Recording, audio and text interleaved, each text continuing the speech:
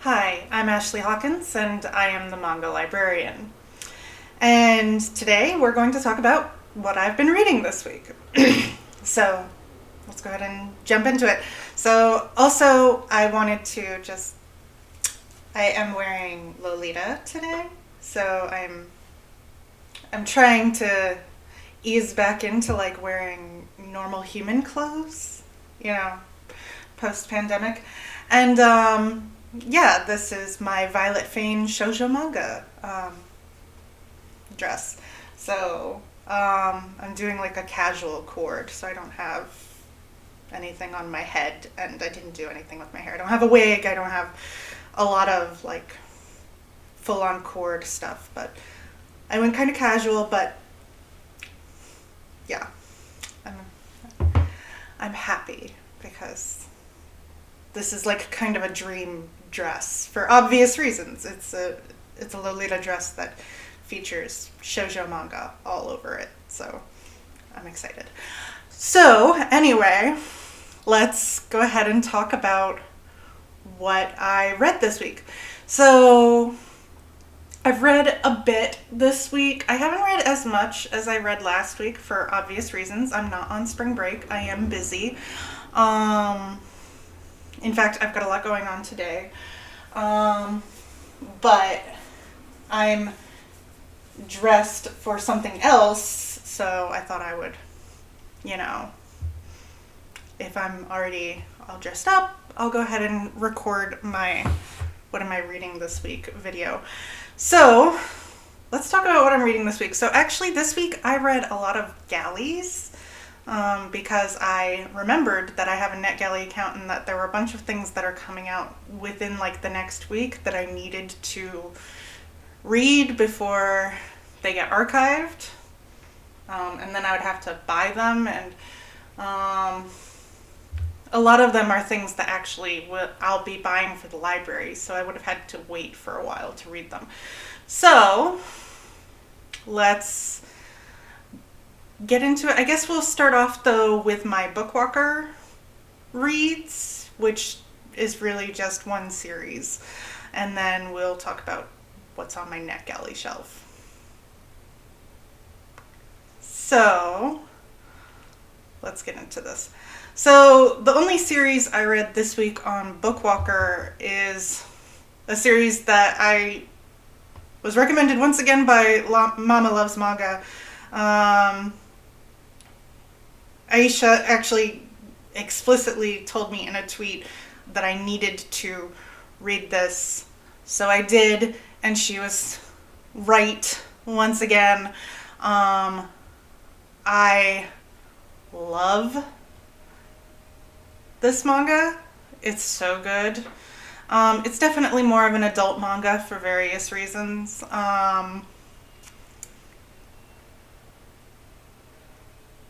There we go. So, in this particular story, we have a vampire who finds himself transported to Japan by accident when he is frozen in his bat form and sent over with a shipment of beef. And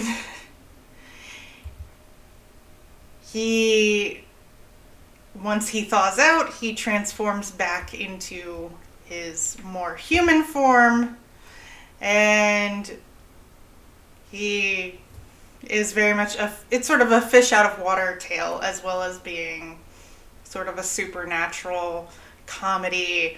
It's all sorts of things.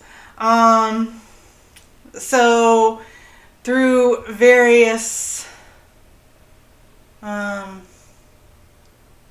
trials and tribulations, he winds up living with an embalmer. And it's a really interesting setup, really interesting character dynamics.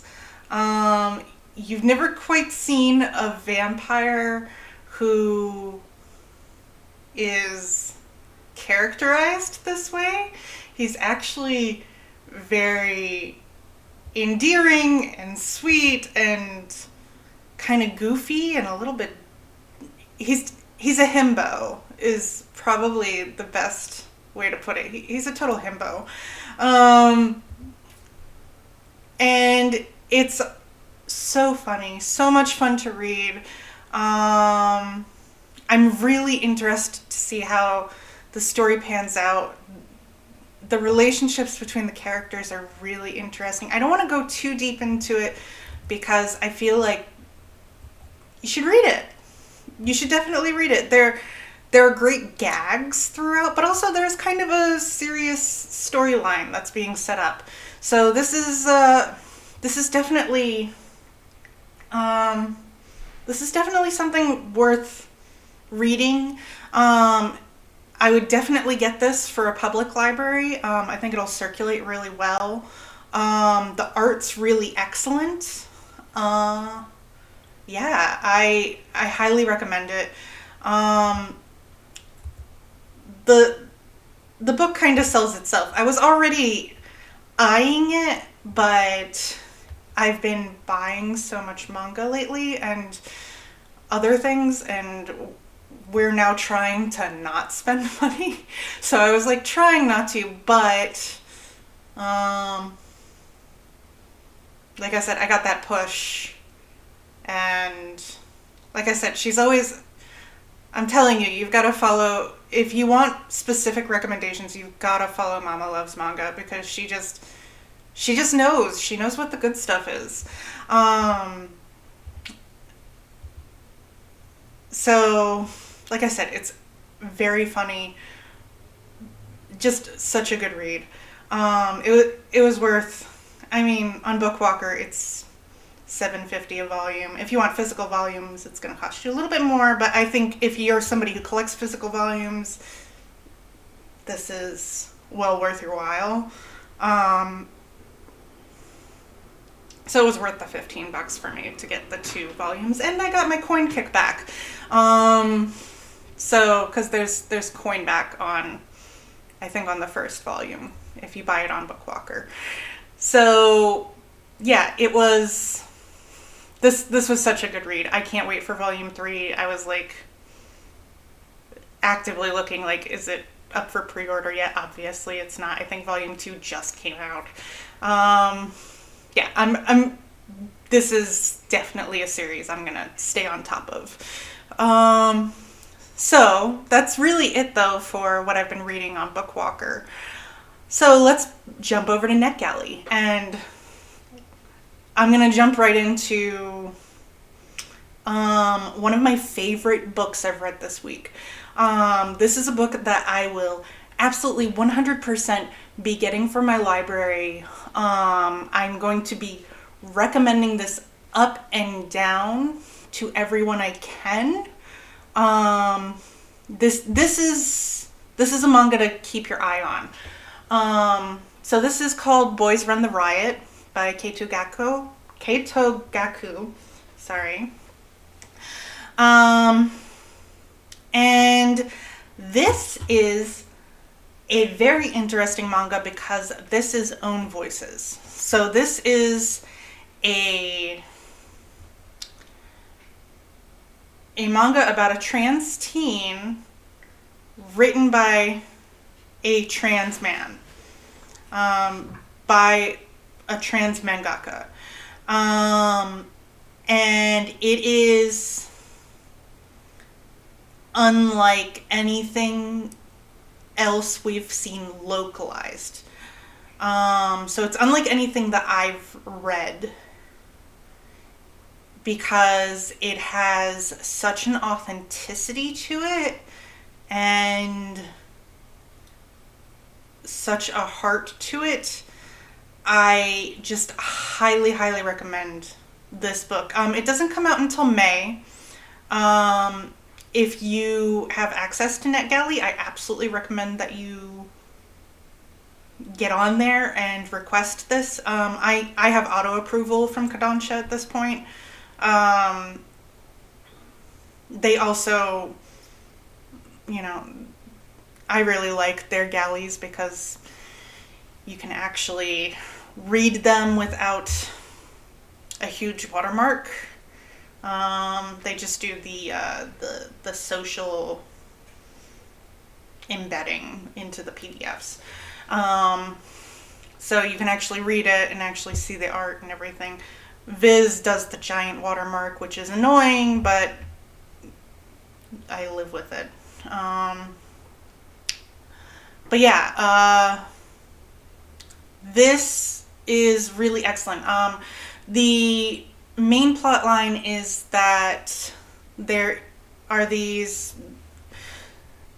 So there's this trans boy named Rio who he is really into street fashion.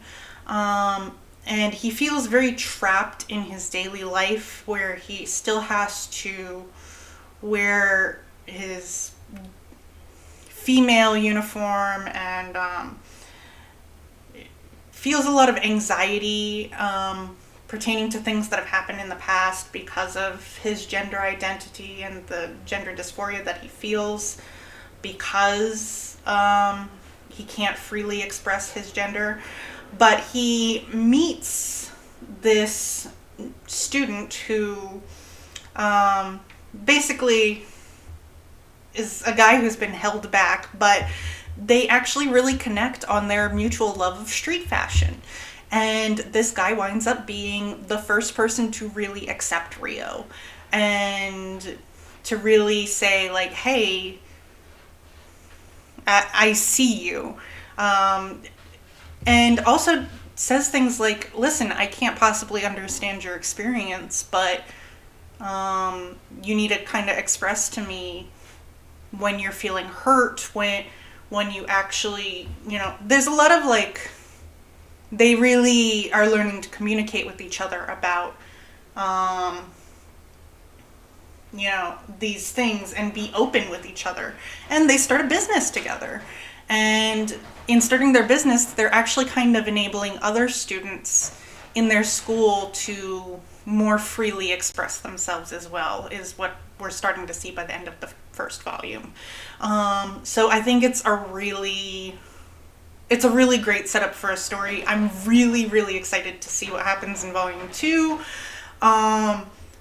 This is like a huge thing for manga being localized here in the States. We haven't gotten stories quite in this vein before, that are to this level of authenticity, that are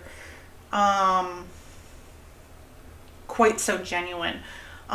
So I'm really stoked. Like, I was really excited to read this too. Like, I'd already heard a lot of buzz and already recommended it to people based on what I'd heard. I know that it's really popular in certain circles in Japan. And it's definitely a great example to show that, like, Japanese manga is not one specific thing. People in Japan don't feel one specific way about gender or gender issues. This really does show that, there is complexity. There are things going on in Japan in terms of gender and gender identity, and we should be aware of that. And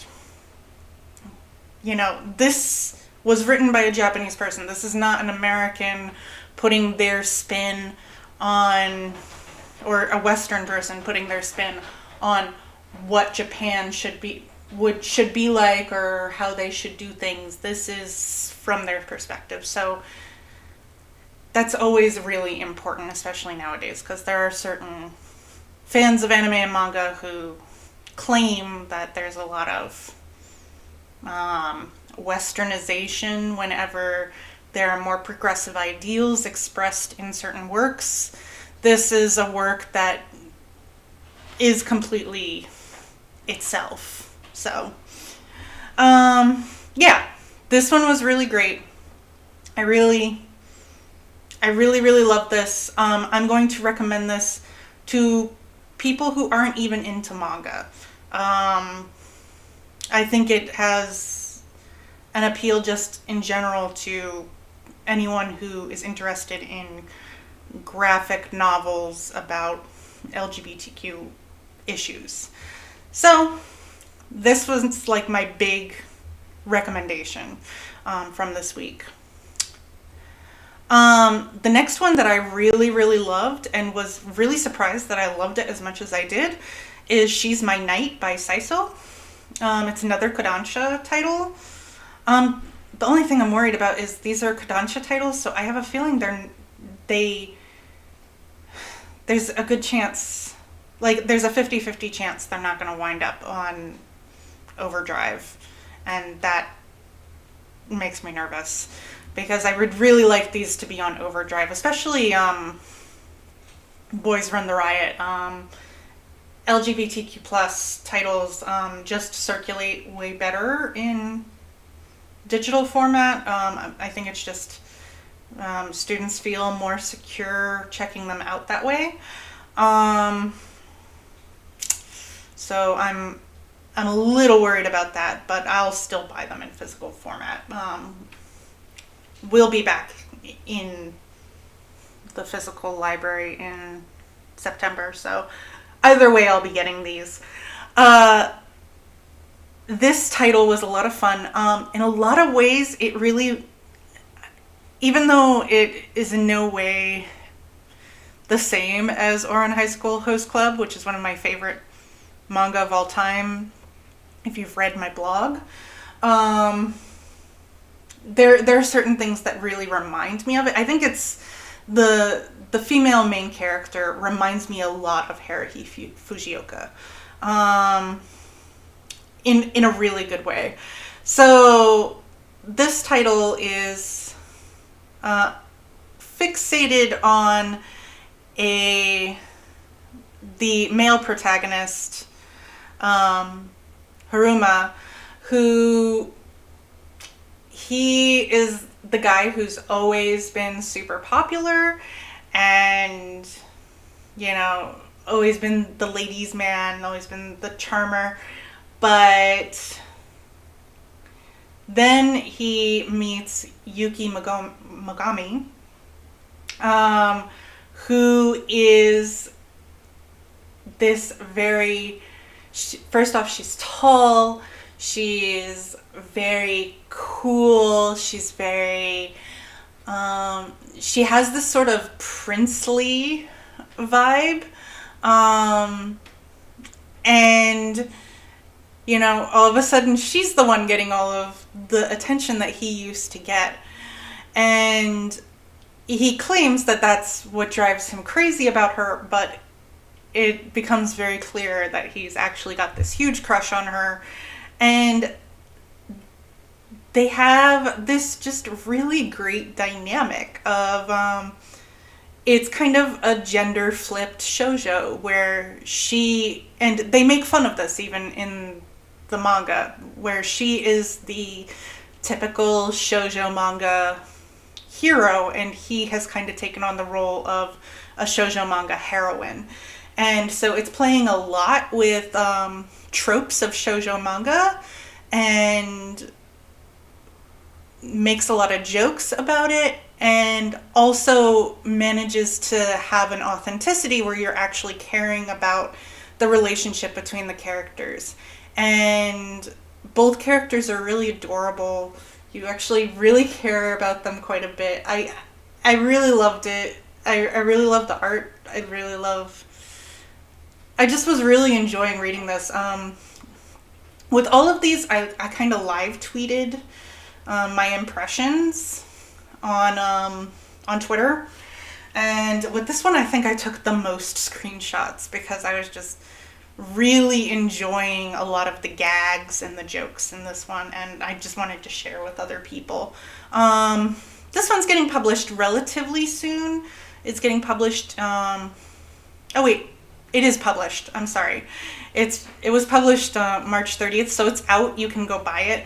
But yeah, I needed to read it fairly soon because it was going to be archived in like 5 days. So yeah, I'd grab this one. This one's great for any collection. I had a lot of fun reading this. I should say that I liked the cover because I did. I still have to give feedback on all of these, but I usually do that on the weekend.